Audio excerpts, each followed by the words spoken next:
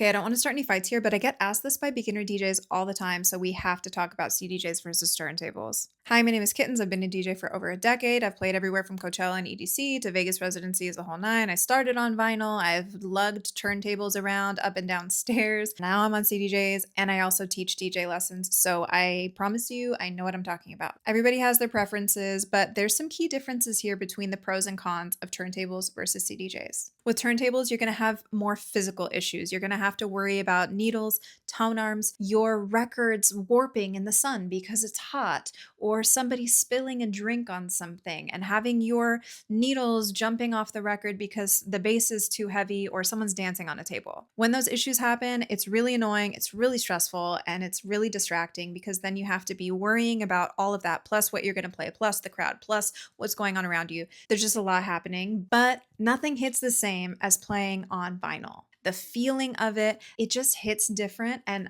honestly, I don't think there's anything more enjoyable personally. But when it comes to CDJs and controllers, the issues are digital. So you're dealing with potentially the firmware not being updated, something going into an emergency loop and you being stuck and having to restart everything in the middle of a set, having your USBs be totally wiped clean of all of your music. And all of a sudden you're like, where did everything go? And everything's frozen.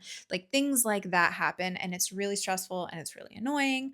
But there's a lot of backup options and plan Bs you can have in place so that if something goes wrong, you're ready to go. You've got a million duplicated backup USBs. You know how to get out of an emergency loop or restart something. Like you know how to prepare so that if the worst happens, you still can manage. And with this kind of gear, it gets updated so often and there's so many cool little things. There's so many ways to manipulate the sounds that are really, really creative and give you so much artistic freedom. So personally, I think there's a time and a place for using CDJs versus turntables. You just have to decide what kind of risks you want to take and what kind of DJ you want to be. But let me know what you think.